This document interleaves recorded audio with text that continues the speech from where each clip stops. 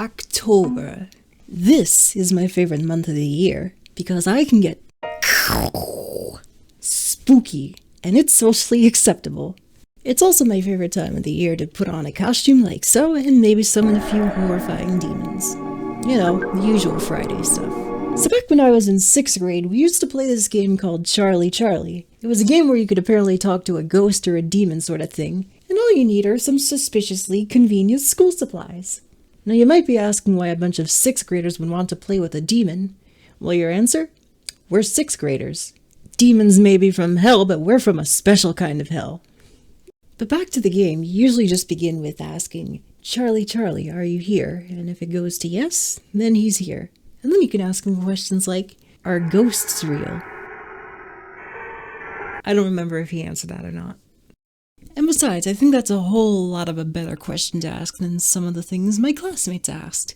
Like, Charlie, Charlie, will Kanye be president? Charlie, Charlie, are you gay? Charlie, Charlie. Do you be eating my booty when I be asleep? yeah, we don't take this too seriously. In fairness, why would you? Does Charlie, Charlie sound that intimidating? No, I didn't think so. You know what is intimidating, though? Bloody Mary. Like, I've seen, 5 kids in my school try Charlie, Charlie before, but I've seen 0 kids attempt Bloody Mary ever. And for good reason. That shit's scary. Like, I didn't even attempt this one in middle school. I attempted this shit in high school, back when I was 15, deeply enticed by spirits, ghosts, and paranormal. It was past midnight. My parents were asleep, the bathroom was dark, and the mirror sat there.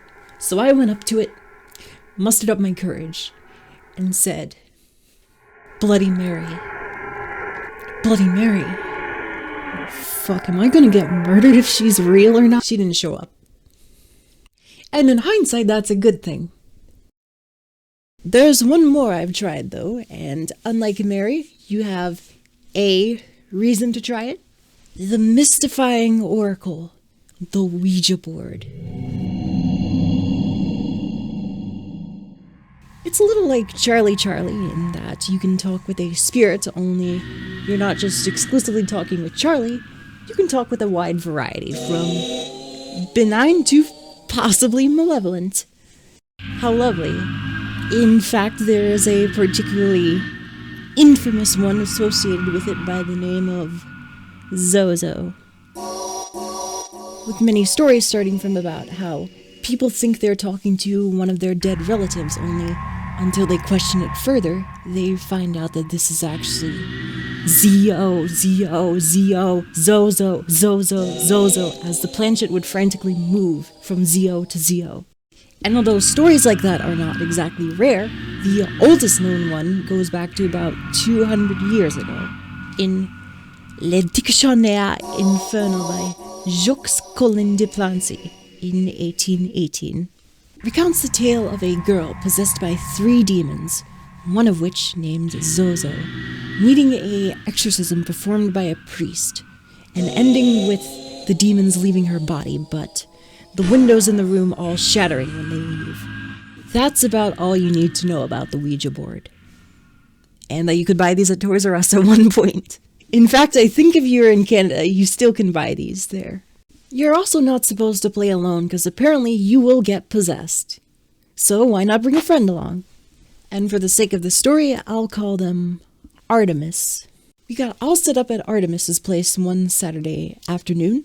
The lights were off, our hands were on the planchette, and their dad was watching with this, bro, this ain't gonna do shit kind of look to his face. But Artemis had this kind of look to their face that went something like, Why did I agree to do this? Why am I doing this? If this works, we die. If this doesn't, we waste time. Why am I doing this? And then it happened. Are there any spirits here that would like to talk to us through the board?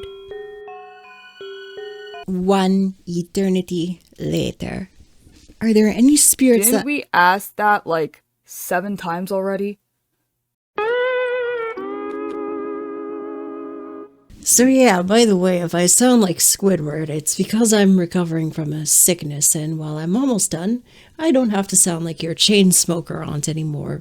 But beyond that, I just wanted to thank Dragon Does Art for especially helping out with this video, because, man, is it true, YouTube is a lot better when you've got a friend by your side, and they did an incredible job.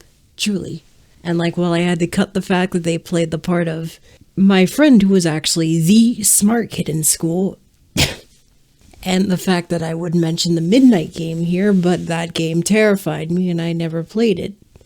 I forgot what I was going to say, but yeah, that happened. And thank you to Dragon.